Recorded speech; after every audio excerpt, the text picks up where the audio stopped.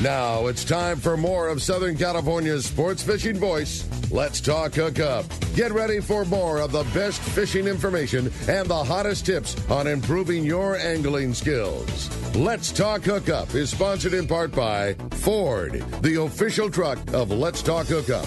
Shimano Rods and Reels. Fish with the best. Shimano.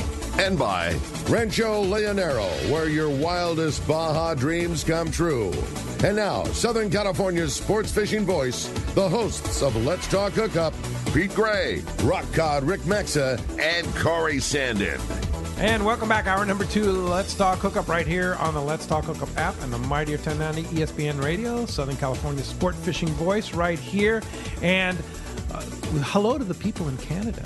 Right? That are listening right now. Your family, right, Alayna? Some very special people. Yeah. Maybe 2 of them. I don't know if it's the whole gang. Well, but maybe we have a few listeners in Canada. Hey, maybe, yeah. One thing. I hope they're enjoying the weather. Yeah. In Canada, while we're enjoying our weather here. Yeah, for sure. Lyall and Alayna, Fisheries Biologists, are here. It's so much information, and the texts are rolling in, the calls are rolling in, and we have a lot to talk about today. And we're giving away a fantastic prize thanks to the great people up at Gamakatsu. Yeah, that's crazy. New Gamakatsu G Bag. It's $150 value from Gamakatsu. It's features an extra wide mouth opening. Can fit up to 5 Gamakatsu G box 3700 size boxes, or 8 of the 3600 utility cases, so you can understand how large that is. It's got a durable 1680 polyester construction and water and slip resistant. I can't wait to see this. Oh, it's cool. Yeah, it's really cool. And it's like a doctor's bag. You know how the doctor's bag stays open? Yeah. And you know how bags always close up and you can't get in there? This one has a wire so it stays open. So you can access all your tackle. It's really cool. I can't wait to see it. Yeah, it's really cool. Hey, let's find out what's biting out there, Corey. Yeah, we got Mark on hold there with the fishdope.com report, and focus your offshore fishing on the best areas by using Terrafin charts, temperature, chlorophyll, and more. Terrafin is the professional's choice and dependability and accuracy. Now with Terrafin Mobile, you can download the latest charts on your iPad, iPhone, or Android device. Check Terrafin.com for more information. Yeah, and here we are, Captain Mark Wish, our private boater buddy and fishdope.com reporter. Good morning, Mark. Hey, good morning, Pete, Corey, Alayna, Lyall. Hey, what a great show, man. I love all that science stuff you guys are talking about. Yeah. We just really into that. So here we are, guys, end of February, thank God. Almost nearly March 1st, and that's big doings because, it's the meteorological spring and the first day of cod fishing. And Tuesday, right? It's coming. And, man, we need them codfish biting because, first of all, we love to eat them, catch them and eat them. And the other thing about that cod season opening is that gets all the sport boats and private boats and everybody out just fishing again. So we're going to get a whole bunch more reports from all kinds of area and all kinds of species, and that's all really good news, of course. So in terms of actual reports this week, it's kind of marginal, pretty slow, actually. Had some weather the first part of the week, definitely had a little breeze and some rain and storms and this and that, but it's pretty nice now. It's going to be a nice weekend, so we'll definitely get a little bit of coverage. And then Catalina, that's probably the best game in town right now. It gets a huge amount of focus this time of year, of course, because of that elusive white sea bass that have been known to hang out there. And they're around a little bit. I mean, there's not a lot of fish there at the island yet, but the population is definitely trickling up the way it typically does at this time of year. And like I said, there's been a few caught. And most of what's been caught has been backside east. And that's kind of normal for this time of year. It seems like a lot of times the fish move in there. And that tends sometimes to have a little bit warmer water, so I think it concentrates them a little bit. But it also gets the most amount of coverage just from the guys fishing. So pretty hard to get reports from up west when everybody's fishing down east. So, don't let that fool you guys. There's fish by this time of year because I used to be crazy and fish year-round really hard for these stupid things. And there is fish scattered around the whole island by this time of year. And there's another tip for you sea bass killers and wannabe sea bass killers. It's obviously a whole bunch more fun to fish daytime. It's warmer. You can see what's going on. It's just so much easier to do what we do. Oh, yeah. But, to be good at fishing sea bass, you gotta fish those things on their terms. And that fish is crepuscular, which I think is probably the worst sounding word in the English language. But look it up. Crepuscular. Let's ask, what is crepuscular? You got Lyall's attention. That means well, you got the scientist there, but that's something that likes to bite daylight and dark, and daylight active at sunrise and sundown, and active in the night. Crepuscular. Yeah. It's a new one for your vocabulary there. Yeah.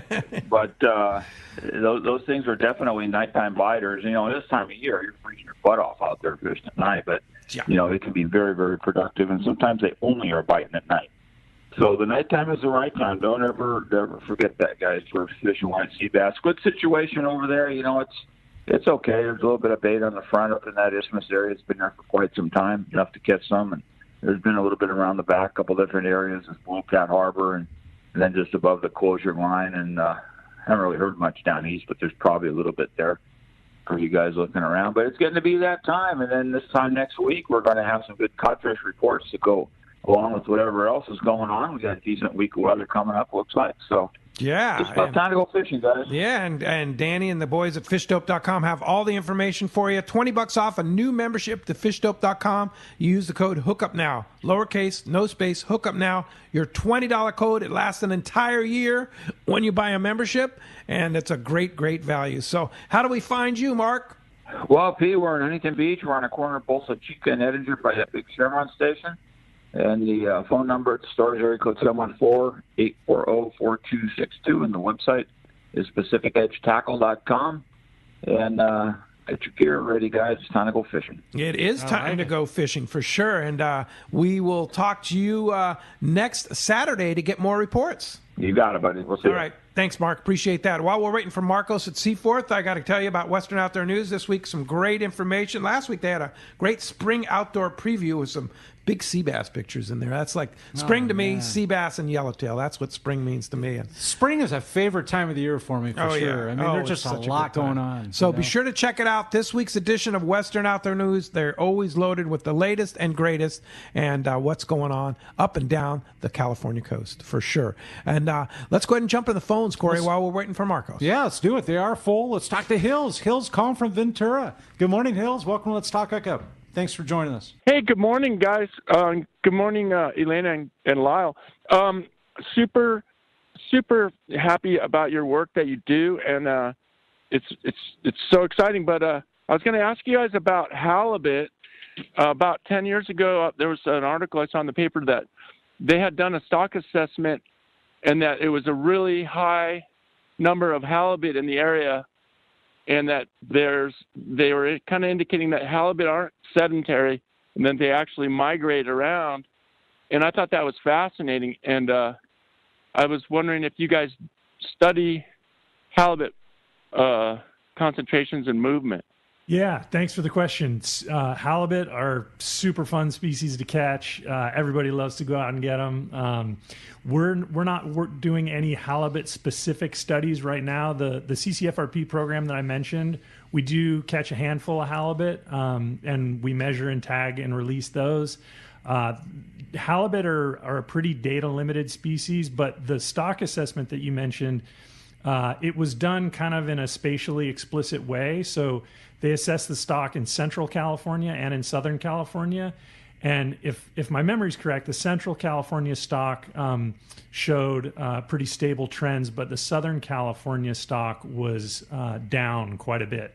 And so right now we're trying to figure out, what are the biggest data gaps and what are the most important data gaps that we need to fill in order to, understand what to do about it. What's interesting about that, though, is we had the 5 years of quote-unquote El Nino warmer water here, okay? Yep. And so in those 5 years, there was a huge increase. That will help, probably. In San Francisco Bay, which was kind of like it's a northern kind of range for them, but with the warmer water, they all pushed up, and their sport boats had limits for like 20 people. I read about that. Yeah. You hear about 5 fish limits they were getting 80 to 100 fish at times. Yeah, you hear about the impacts of these crazy oceanographic changes that we have, and when we have marine heat waves, like back in 2014, and 15, we had wahoo and blue marlin off the coast from down south. But that means at the same time, some of our species moved farther north too. Market squid moved farther north. White sea bass were being caught off Santa Cruz quite a bit, and halibut, like you mentioned, were up in San Francisco Bay. So a lot of changes happened during those periods, and that's something you want to be able to monitor and know about and understand. So you're not artificially saying that the stock is down here when actually it's just somewhere else. Yeah, where it might be healthier than it's ever been, but it just isn't in San Diego Bay or in Santa Monica Bay. Yeah, in the case of halibut, that decline has been going on for a very long time. It wasn't just during that window. But I think that warm water pulse will create a recruitment, a coincident recruitment pulse that'll probably help the fishery. So that's good. Great news. Hey, thanks a lot for the call this morning. Interesting question I always kind of wonder about from Ian, and he says, where are cookie cutter sharks prevalent, and do they stay on the host and continuously feed, or they just take a bite? It's just a single bite. They come up from the depths. Cookie cutter sharks. Cookie cutter sharks. You ever seen a bite from a cookie cutter shark? They're brutal. It looks like a cookie. Like a cookie cutter. It's crazy. Yeah, they come up out of the depths and they feed. Sounds like a horror film. I know. It kind of is. They're like little miniature horror films. Yeah. They don't get very big. They're tiny little sharks, but they swim up out of the depths and they grab a chunk out of a tuna or a marlin. So while you're fighting a tuna, they'll bite them, and all of a sudden you pull up the tuna and you see this. What the heck is that? It'll look like you took an ice cream scoop and just dug a chunk out of the fish. That's what it looks like. So they live here. They live all over. I don't really know what their true. I don't think anybody knows what their true distribution is, but they're really unique. Yeah. Have I heard correctly though that? Unfortunately for me, I'm a diver and never had it happen. The divers actually get it sometimes. What? I think I've heard has that happened once or twice. Yeah. Talk about nightmare scene. We're really talking about that. Yeah.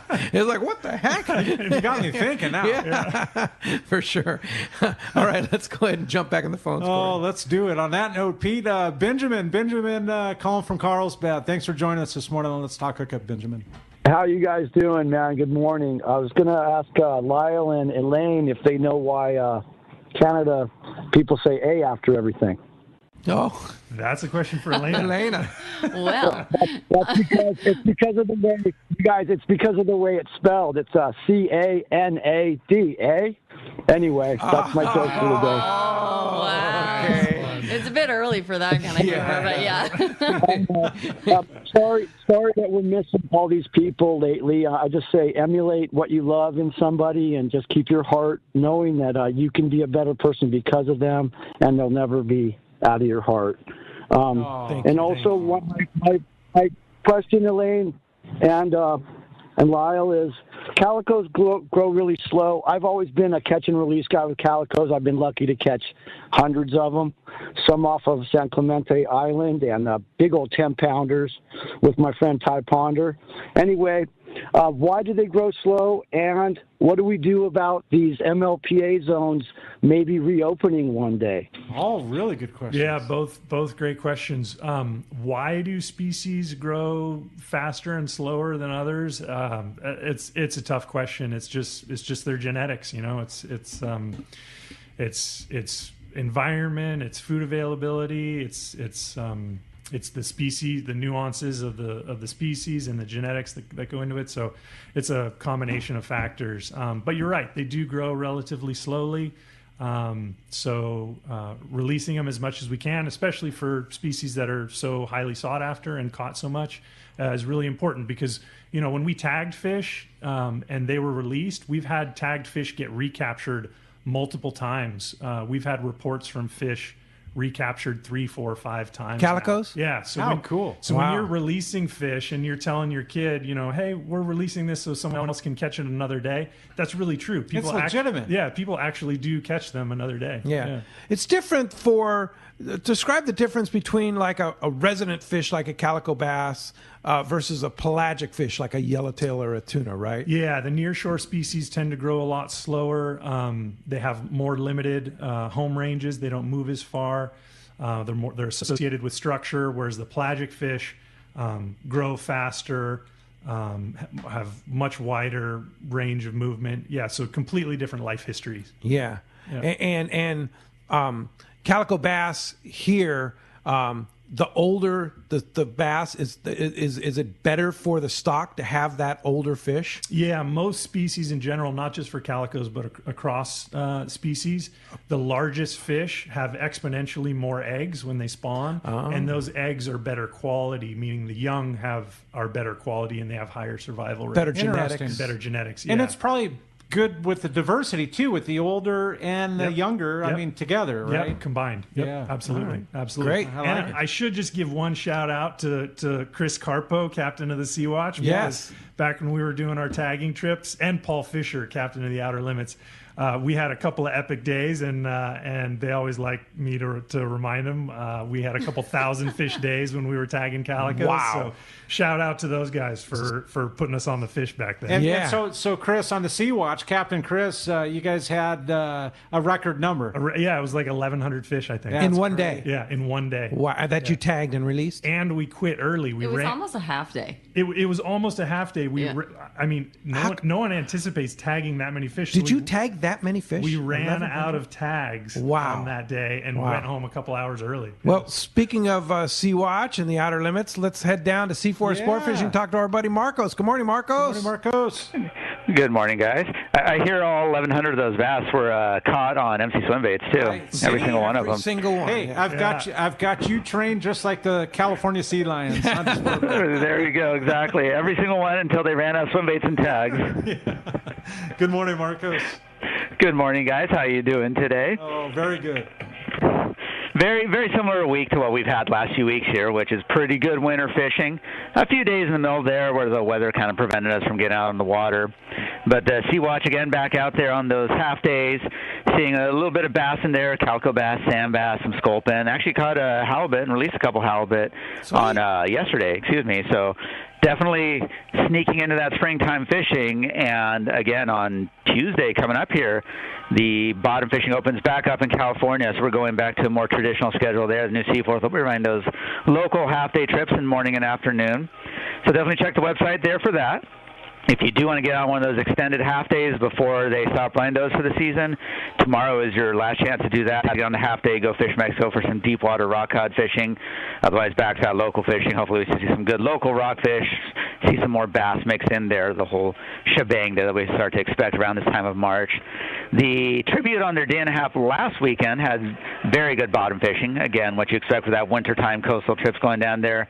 They had 45 lingcod, 141 reds, 30 rockfish, and 94 whitefish for their 31 anglers on that day and a half. And they are back out there today, so hopefully we get some more of that. And they're scheduled also at least through March there. So definitely check the website, seaforthlanding.com. Have our full schedule up there. Said if you want to go on the extended half day, tomorrow's your last chance. Otherwise, we're back to those normal half days. Got the Tribute running on the weekends, and probably within a few weeks here, we're going to start seeing the San Diego again. So we might see them schedule trips pretty soon here. So definitely keep an eye on that. And it's, like I said, the season never really ended. We took a little lull, but it's starting back up. So if you put your gear away, definitely get it back up, back out, get it set up, and get ready to do some fishing. And what a perfect week for a great weather week to have the rockfish season open, right?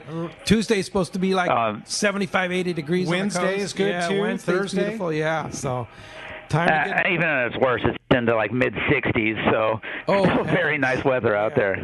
Yeah, we're ready for it. All right, Marcos, great stuff. Appreciate the report, and we'll talk to you with that good report next Saturday. We'll talk to you then, guys. Yeah, good stuff, Marcos. Hey, and that's sponsored by a guy you can find right now down at Fisherman's Landing. I saw Sean's there. I saw him setting up a tent. They had a cold case. I don't know what. Sweet. I don't He's know what selling spices and rubs and everything. Yeah, exactly. Yeah. So not only do they offer the best processing for your fish when your trip returns to the San Diego Landings, as well as your private boat catch.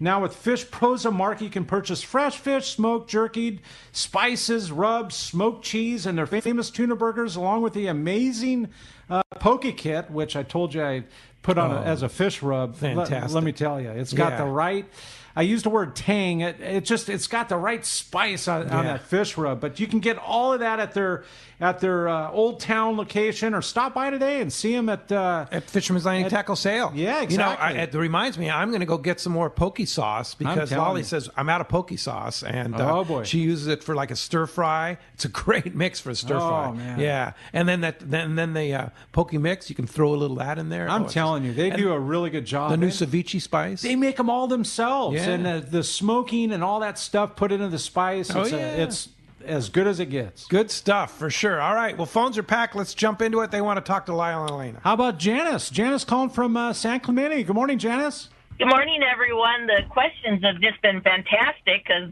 all my questions so far have been answered.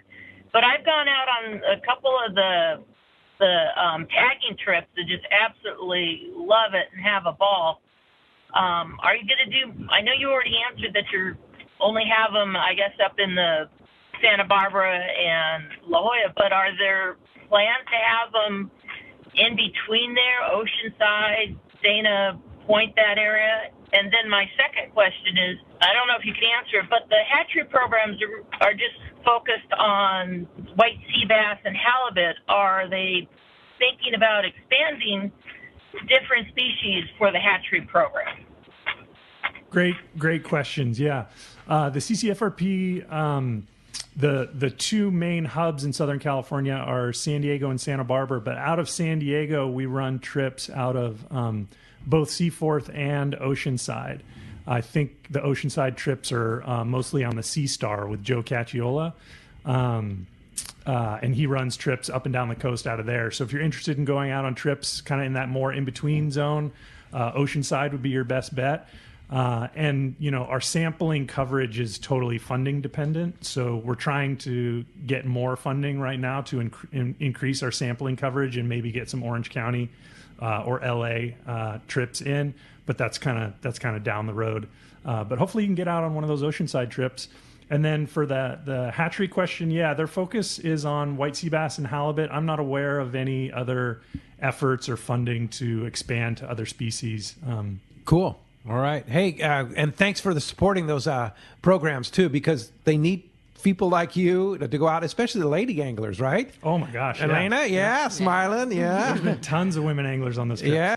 Fantastic. Good for you, and thanks a lot for the call this morning. That does free up a line at 213-432-1090. Corey, you have a good text, huh? I do, and the whole reason I want to bring this up, it's educational, right?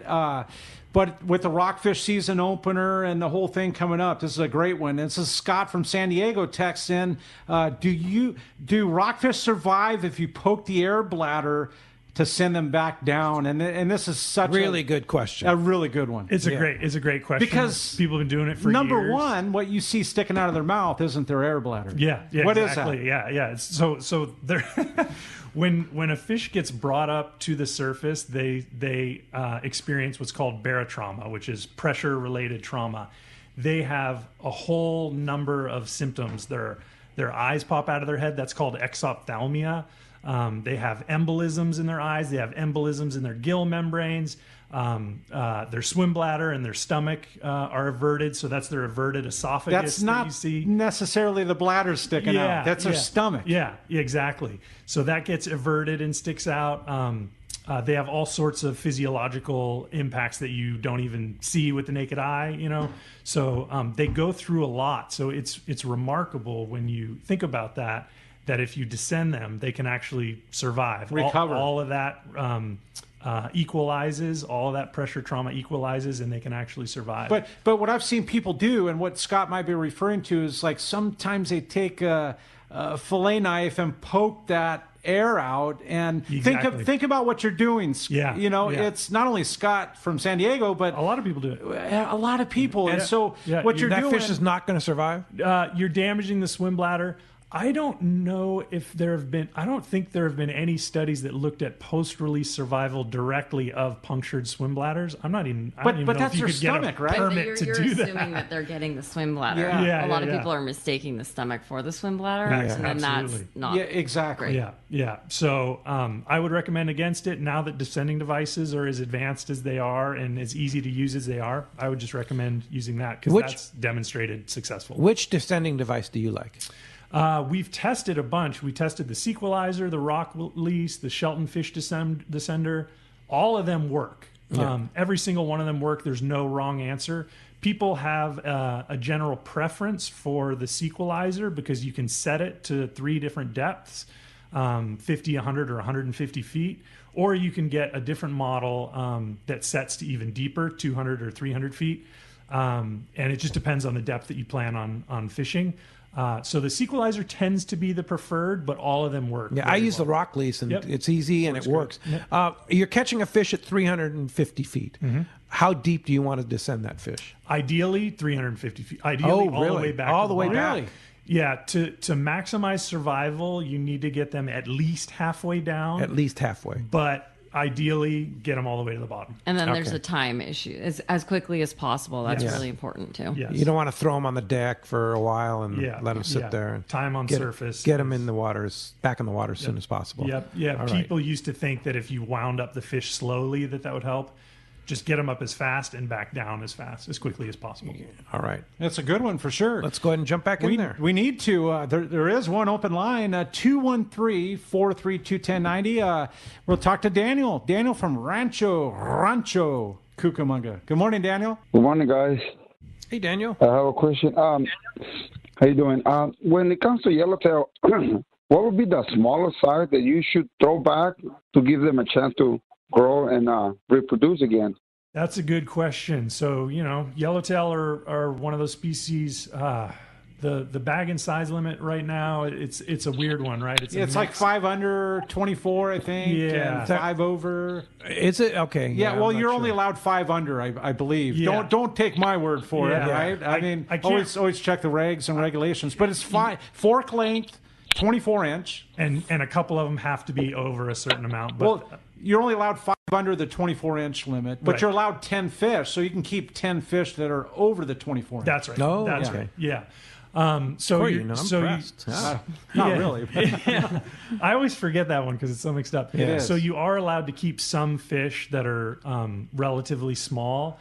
And so, when we go out on kelp patties and we see a lot of those smaller sort of rat yellows, I would recommend releasing those because those kelp patties will drift ashore and those fish will get bigger, and then you'll have a lot more of those bruiser coastal fish that everybody... Because they grow fast, They right? grow very fast. Very fast. How fast does the yellowtail grow? A lot faster than a calico, probably about the same growth rates as white sea bass or barracuda, so they're maturing about 3 to 4 years old. Okay. And that's really quick. Maturing 3 to 4 years old. So you think about that. A legal white sea bass at 28 inches is about a 4-year-old fish. Exactly. Yeah. Isn't that crazy? Versus a calico doesn't mature till 7 years? Is that what it is? No. Well, 12 inches was about the same age, but much smaller. So they're only, a 4-year-old calico that just matured is like 10 inches. 10 inches. Yeah. Gotcha. Yeah. So they just came into the spawn. Yeah. But as far as yellows go, that minimum size limit's a little confusing. So make sure you know the regs, and I would recommend releasing those smaller fish. That way, those coastal fish will have more of those bigger coastal fish in the future. Man, so much good information. Yeah, I really love good. it. All right, we're going to be right back. You're listening to Southern California's Sport Fishing Voice. It's Let's Talk Hookup on the Mightier 1090 ESPN Radio. Low gas prices are great. Free ice is amazing. But what sets Summit Gasoline apart from the rest goes much deeper. When you pull up to the pumps, you will first notice how clean everything is, the great sound system, and of course the low gas and diesel prices. Walk into Summit Gasoline Bistro and you will meet Martha, the store manager that heads up the well-trained and busy staff. Check out the selection of frozen bait and chum, the top-of-the-line Italian coffee, and so much more. Get your discounted Everingham live bait certificates, your free 100 pounds of ice with a 35-gallon minimum purchase. Stock up on snacks, beer, water, and soda for your trip. The amazing staff at Summit Gasoline are always always happy to help you out. Sometimes little things make a difference, like free high-tech air for your tires, or the 2 acres at the San Diego Sports Arena that make it easy to pull your boat and trailer in and out. Summit Gasoline at the Sports Arena. Try them once and you'll be back. Low prices, friendly staff, and easy in and out with your boat and trailer at the San Diego Sports Arena. One of the dream trips for most anglers is Alaska. There are so many lodges. How do you make a choice? It's easy. Choose the one most Let's Talk Hookup listeners return to time after time. Kingfisher Charters in Sitka, Alaska. No one does it better than Kingfisher Charters. They offer the best service, the most comfortable accommodations, fantastic food, and the finest charter captains in Sitka. All for the ultimate value. One visit and you will understand why nobody beats Kingfisher Charters. Sitka is famous for some of the best runs of salmon in Alaska. And if giant Alaskan halibut is your target, the expert captains at Kingfisher Charters know the hot spots and can put you on a fish of a lifetime. Plenty of rockfish and huge lingcod are there too. And when it comes to fish processing, the best in Alaska is Kingfisher Charters. It's all included in your package. In fact, everything is included except tips. It is truly amazing how the Kingfisher crew continues the quality of service they deliver year after year. Kingfisher Charters, 800-727-6136, or check kingfishercharters.com.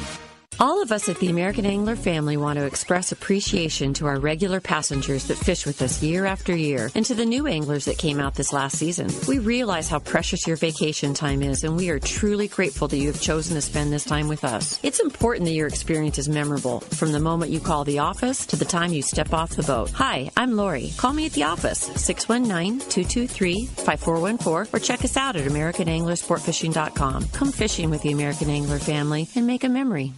Great fishing is what Seaforth Sports Fishing in Mission Bay is all about. With free parking and fully stocked tackle shop, Seaforth Sport Fishing is a favorite among anglers. Come aboard top boats like the Aztec, Cortez, Endeavor, Apollo, Outer Limits, Elgato Doe, Pride, Polaris Supreme, Tribute, Pacifica, Pacific Voyager, and the Voyager. Plus, the new Seaforth, Sea-Watch, and San Diego offer the finest half and full day trips available. Seaforth Sport Fishing. For charters or schedule, check SeaforthLanding.com. Run by fishermen for fishermen in Mission Bay.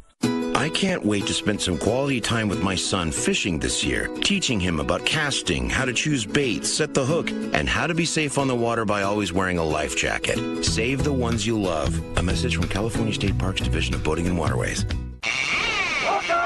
All right, welcome back to Let's Talk Hookup on the Mightier 1090 ESPN Radio. Let's Talk Hookup app. Having so much fun. Oh, man, so many great calls and texts, and we're doing our best to get to as many as we can. But we're going to talk hooks and bags right now with Ted from Gamakatsu. Good morning, Ted. Pete, good morning. How are you guys doing this morning? Hey, doing terrific. Of course, thanks to your generosity, we're giving away that G Bag 5,000. Why don't you tell us about that bag first? Well, we put a lot of thought and effort into this. You know, the team, our team, you know, we work together on a lot of product development projects, and this is one we tried to set out and create a bag that kind of answered a lot of the questions that most of us have had, you know, using bags over the years. We wanted to make it very easy to get into and out of and get tackle into. We didn't want to have to fight the bag, zippers and buckles and things of that nature. I mean, you need a couple of those things, but so we set out, that was the goal of the project, is to create a bag that's just really user-friendly. So we developed what's called our extra wide mouth opening. There's an internal frame that goes on the inside of the bag that opens up almost like the old school doctor bags, or those of you that have bought power tools lately, there's a lot of those little bags that drills and things are coming in that open up really nicely. And with that internal frame, it'll stay open. And so you can get the trays and your tackle and the things that you're reaching for in the bag very easily. And then it just compacts back down and zips. So we used, you know, premium zippers, premium closures. You know, we wanted to make sure we had a bag that we can put the Gamakatsu name on that people could use for years. And it's water resistant, right? It is. You know, we wanted to stay tuned on that front. There might be something coming here in the future in that regard, but it's just a polyester bag. You know, so but it does hold up well against the elements. It's got a molded EVA bottom, so it's slip resistant and water resistant. The other cool feature that we did with it is on the front flap, like where you put your tools, your sunglasses, things of that nature, we put some heavy-duty magnets in the flap. And what we felt with that is that way, if you're reaching in with a fish in one hand or your rod in one hand, and you're trying to get into your bag to grab something, you can flip that open very easily. Then the magnetic flap will hold open, and you can get inside, do your thing, and then just simply reach down and just flip it down. And the magnets are very strong. They'll just adhere and close that pocket up for you. Nice. Oh, sounds like a great bag. And one of our texters or callers is going to win that bag. Now, let's talk about the big sale at Fisherman's Landing Tackle today and what's going on with Gamakatsu there. Yeah, so Fisherman's Landing today, they're doing a buy two, get one free. I think it's through the weekend. I'm not sure if it's just today it's only. Saturday and Sunday. It's Saturday and Sunday. It is both days. I wasn't clear on that. I knew they were doing it at least, so it's both days doing the buy two, get one free. So teamed up with those guys to be able to create some excitement on people getting ready for the season. Yeah, and of course you came out with the number 2 and number 4 and the smaller size Nautilus circle hooks, which have caught so many fish at the end of the season last year. It was crazy. So I know they're stocked up on those, and those are the ones you definitely want to stock up on those Nautilus circle hooks, right? Oh, absolutely. And that was one of the big feedback we got from down there was the smaller hooks that were needed. And unfortunately, they delivered a little late last year. Like a lot of things in the supply chain today, things are taking a little more time. But we finally got them, so make sure you get some and get yourself stocked up on those in time for the season, because they, for such a small hook, boy, they sure are very effective. Oh, yeah. Now, Sea Falcon is also on sale. I think it's buy two, get one free on Sea Falcon lures, right? That's correct. So what and that's the other thing is they're doing. So Sea Falcon we're starting to catch. This is our second year of being the exclusive distributor for Sea Falcon. And again, shipments were a little late last year, so we're starting to get some more inventory in. We expect another big shipment to come in, and we're getting flush with inventory. So definitely get out and get your Sea Falcon while you can.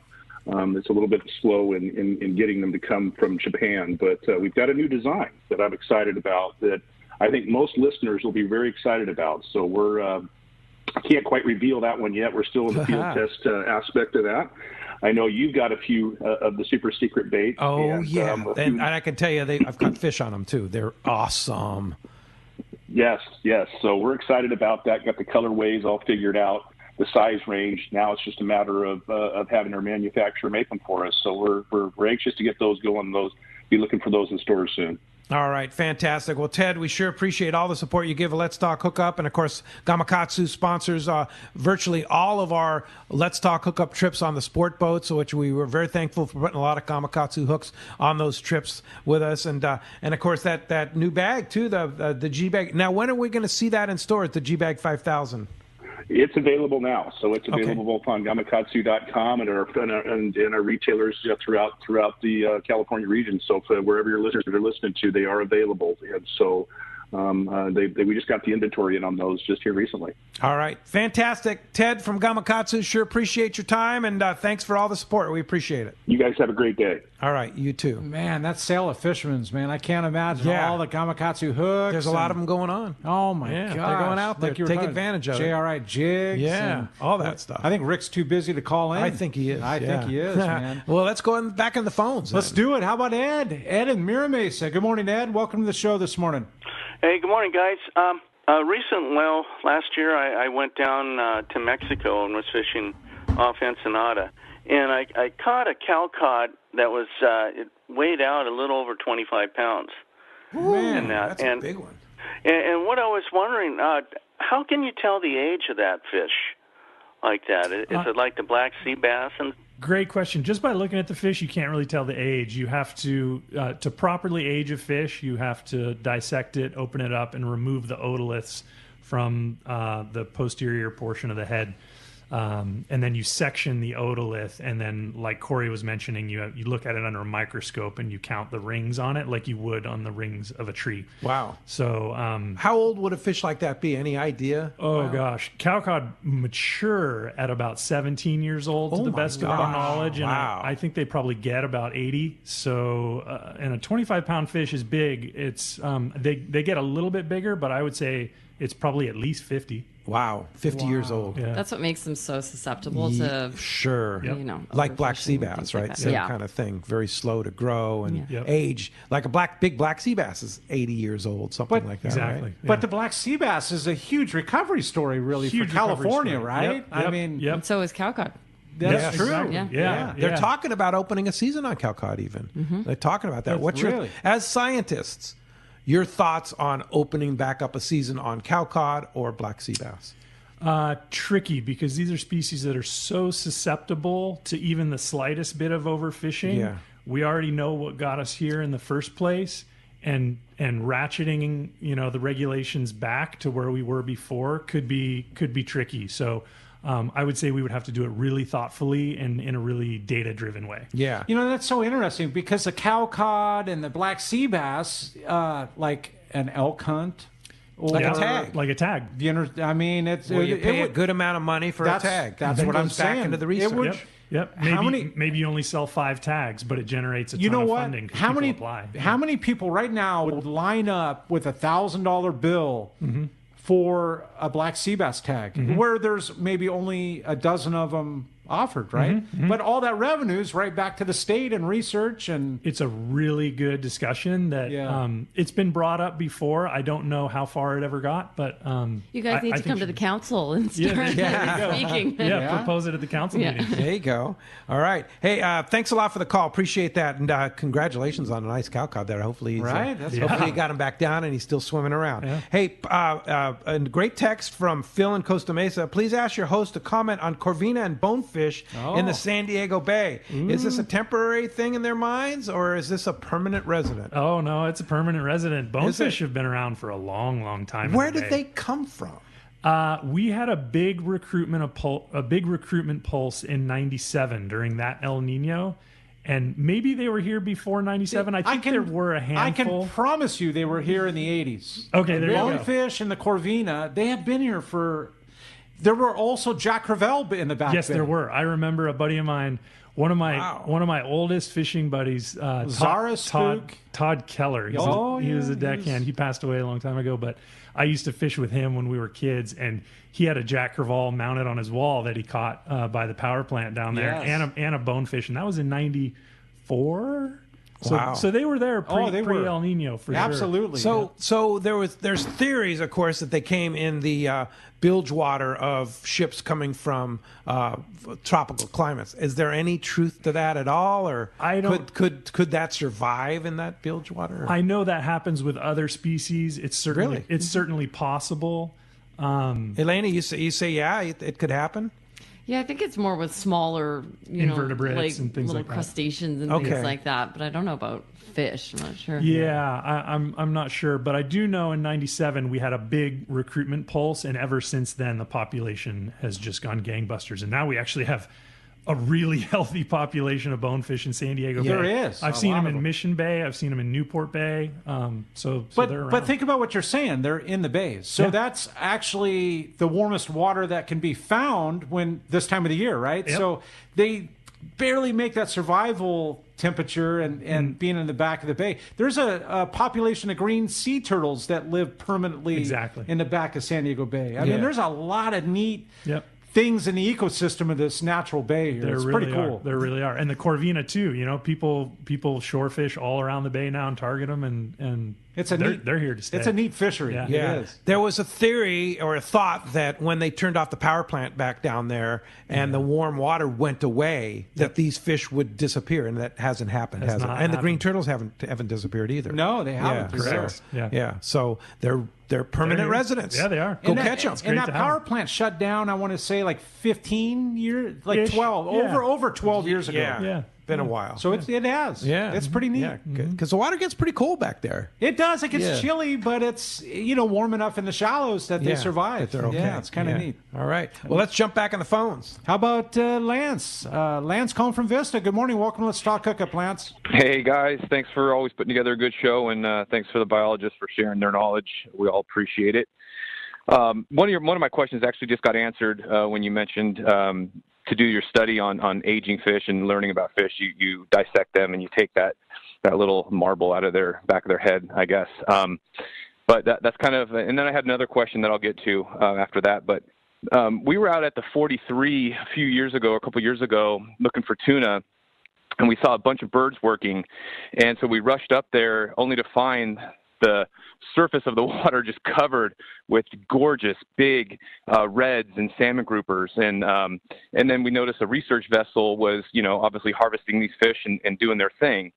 And so my question there is, it just seemed like a waste. We were so tempted to get our net out and just scoop up all these beautiful red rock cod that were floating around. Like, I don't want to exaggerate, but it seemed like more than 100 of them, right? Just covered, and all the birds were working there. So I didn't know if maybe a regulation, if that's something that as us fishermen can harvest those fish and then somehow, prove that they were, used in research and you were just trying to like recover the resource after that, or not. That's my first question. The second question is, as we're looking at different types of hooks, with it being hard to set hooks, on rock cod deep, is circle hooks a good option versus J hooks? So those are the two questions I had. Oh, good, very good questions. Circle hooks work great when I'm fishing a dropper loop. Like, you don't have to swing. You just hold them. You can feel them on there, and then you just start winding. And they stay on. And they too. stay on. So I'm a big fan of circle hooks on dropper loops for rockfish. Easier for release too. Yeah, exactly. I learned how to fish like that. That's right. So, if you just can reel learn, it up. Right? Yeah. No swinging. As far as the fish floating out there on the 43, that could have been a commercial fishing operation of some kind too, where they weren't allowed to keep them. Yeah, it could be. That could have been anything. Yeah, it could have been someone fishing out there illegally. The research trips that go out there and sample those places, they charter commercial boats to do it. So is it a research trip? Is it a commercial trip? Or is it some sort of illegal trip? I have no idea. I haven't heard of that. But can you collect those fish that are then floating, that floated up from a spot where you're not allowed to fish? Right. Great question. Hey, I have no idea. You'd have to ask the local officer. Yeah. I do know it's stated in the California Department of Fish and Wildlife that it is illegal to waste any game or fish. Yes. So I don't know. I think you could fight it in court. Yeah. If they give you a ticket. I'm just saying. Yeah, it's possible. Not recommending anything. I don't want to waste Not recommend, but we certainly don't, especially like a red rock cod. I've never heard about anything like that. Yeah, for sure. Hey, thanks for the call this morning. Randy from Vista was hearing you talk about kelp patty yellows and the rat yellows that we sometimes catch on that, and he wants to know is that how local populations form? If not, is it not a local spawn? So you're talking about the kelp patties drifting in? Is that how we get these resident populations at the local kelp beds? That's one of the big ways. So I don't know if you guys have ever done much diving on kelp patties, but throughout the course, it's really cool actually. If you go diving on the patties earlier in the season, you'll see little yellowtail recruits, like 1 inch long, swarming around the patties. Yeah. And if you keep diving out at the patties throughout the course of the summer, you'll start to see those 1 inchers become 2, 3, 5. By the end of quickly. By October, if you go dive on a patty, now these are 3-4 pound fish. Really? That are circling around the patties, and those will eventually migrate away from the patties and find coastal areas. So they're actually, patties are a delivery mechanism for yellowtail to coastal areas, and that's something people don't necessarily think about all the time. You mentioned kelp patties, and this is something I learned only about 10 years ago, is that I never knew this, that small rockfish at less than an inch long will actually, they're up at the surface and become part of the ecosystem on a kelp patty. Yeah, absolutely true. I never knew this. You'll find tree fish, especially tree fish, and for whatever reason, split-nose rockfish, which are a deeper species that we don't really catch on the sport boats too much. But those two species in particular, but you will find others as well. Yeah, a lot of species recruit to those kelp patties. Think about that, right? It's crazy. You're talking about... It's a whole ecosystem. It really is. Right? The kelp patty. Yeah. Like kelp health amazing. is important, too. Yeah. It is. So, I'm all for releasing those small yellows if you can. I try to. Yeah. Hey, take 1 or 2 home. Mm-hmm. They're delicious, but, try and let them grow up, right? Mm-hmm. That would be a good message. Yeah. So are they spawning on those kelp beds? Or are they just spawning in open water? I don't think anybody knows. I don't know, to be honest. They could be. They're probably spawning all over. And then these juveniles find the kelp patties for protection. Yeah, I think the larvae drift around in the currents for a certain period of time. Most species have what's called a pelagic larval duration. Like the basses have a larval duration of about 30 days. And when those larvae find some kind of structure, they'll associate with the structure and then grow up. So when larvae bump into a kelp patty, that becomes their structure. And that's where they grow up. Wow. Well, before we run out of time, let's go to Brian in British Columbia. Hey? Huh? Is that somebody you know, Alayna? Good morning, Brian. I think that's my dad. Oh, Hello there, kids. I just wanted to say hello. I just wanted to make a commentary. I think it's incredible that we're having an involvement of both scientists and people in the recreational committee and the boats and that working together to do that. Up in Canada, we're having some issues. The biggest issue up in Canada, and I guess a lot of us would know about this, is the East Coast cod fishery, which for 500 years was one of the main cod fisheries for Europe and North America, and back in the 70s and 80s through political just bad advice decimated that fishery. The problem now is that up in BC, we're now running into issues with salmon. This year, salmon, it was supposed to be what we call a pink run. A pink salmon run is a run where you can't keep fish off the hook. Wasn't a single fish. I went out multiple times, wasn't a single fish. Most of the salmon, and Lyall probably knows a lot more than I do, most of the salmon fishery up here are substantially reduced, catch limits, closures, everything. And we have another issue. There are 4 major herring fishery groups. 3 of those herring fishery groups are basically closed to commercial fishery. That's a real issue because the herring are also feedstocks for a lot of the salmon and the orcas too. So for all of you people, all of us in North America on the West Coast, and particularly in California, I really encourage the continued working together with the scientists and the recreation committee, because together we can fight this and we can maintain a good, healthy set of stocks. Anyhow, all Love the you, best to you Brian. tonight. That's a really good message, Brian. It is a really good message, and it kind of relates to why we're only allowed four reds and stuff. And it also explains why Alayna's such a great fisheries biologist, too, because Dad taught her the right way to look at fisheries, and without people like you, our future is dim, but with people like you, our future for fisheries is bright. And Absolutely. I'm excited about that. For sure. Yeah, that's awesome. Hey, we're going to be right back. And let's talk. I got more from Lyall and Alayna. We're going to find out who's won this G-Box from Gamakatsu when we return on Let's Talk Hookup, the Mightier 1090 ESPN Radio. The name that stands out among anglers is Fisherman's Landing, your top choice in local and long-range fishing. Hi, this is Doug Kern. Our hardworking crew will make sure your fishing experience is one to remember. We offer the finest open party trips from 1 to 3 days, the best charter boats available, and of course, our world-renowned long-range fleet is second to none. Fisherman's Landing is a full-service operation offering great half-day trips on the Dolphin and full-day open party trips on the spacious and comfortable Liberty. Since we introduced the full-day trips at Fisherman's Landing, the 85-foot Liberty has become a favorite among full-day operations with bunks for your comfort, huge bait capacity, and RSW fish holds to keep your catch fresh. Plus, Liberty has a big modern galley and 2 interior heads with showers. All our open party trips from half-day, full, or 1 to 3 day trips can easily be booked online at fishermanslanding.com or give us a call at 619-221-8500. I'll see you at Fisherman's Landing in San Diego.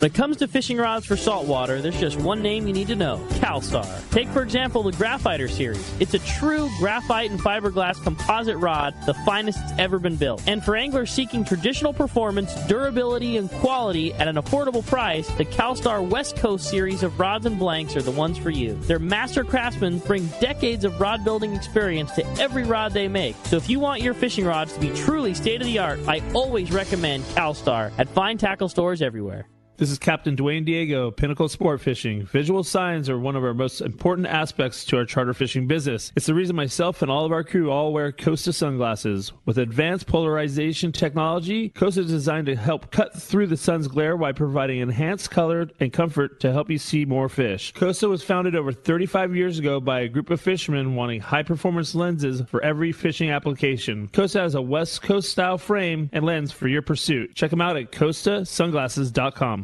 There are plenty of boat slips and marinas in San Diego, but there's only one Kona Kai. It's not just a place to park your boat. It's a way of life here in America's finest city. The Kona Kai Resort Spa and Marina has multiple swimming pools and a private beach, waterfront restaurants, and award-winning spa, most of which is included for marine attendants. Check resortkonakai.com for more information. The Kona Kai Resort, much more than just a place to park your boat. Welcome back to Let's Talk Hookup. And Pete, truly the fastest 2 hours on radio. Unbelievable. I mean, really we got to is. have these guys back soon, for sure. We Yeah. got flooded with calls and texts, and thank you for everybody that got through. We're running out of time. We did the coin flip, Alayna did, and the lucky winner was a caller. Caller Benjamin from Carlsbad wins the Gamakatsu G Bag from Gamakatsu. Gamakatsu, you're going to love that bag. I can't wait to get one for sure. I ordered one up, and I can't wait to try it for sure. Hey, Alayna, it's always great to see you and Lyall. And Alayna, your hard work with SAC has just been fantastic. Thank you very much. Thank you so much for so having cool to us. hear from your dad too. That was I he had know. some great words. Now we know why He's you're a such smarty a great pants. child. Yeah, and Lyall, your great work with the Calico and all your stuff with the Nature Conservancy, just fantastic. Thank you so much. Keep up the great work. I love coming here and chatting with you guys. And I hope people understand that the Nature Conservancy is really it's a great group of people that are fishing people. We work with fishing communities from the ground up. Yeah, Yep. so that's important to know that when you see Nature Conservancy, that group is on the good side for sure. Yeah. All right, guys. Well, thank you for your time. Thank you for your efforts, and keep up the great work. And will you come back? Absolutely. Okay. Cool. Bring some more jam for us. Of course. Yeah. Okay. Good. We got some special BC jam from Wild Homemade jam. Canadian style. Yeah, for sure. I had to Can't wait import try it, that. smuggle it in. Well, hey, thanks to Christian for all his hard work on the phones and the engineering there, and thanks to Adam for all his great work on the app. And we'll be back tomorrow morning, 7 to 9 a.m. Captain Taro Takeuchi from the Liberty will be right here in the world headquarters of Let's Talk Hookup. Let's head over to the Fisherman's Landing Tackle Sale right now, and we'll see you tomorrow morning right back here on the Mightier 1090 ESPN Radio and the Let's Talk Hookup app.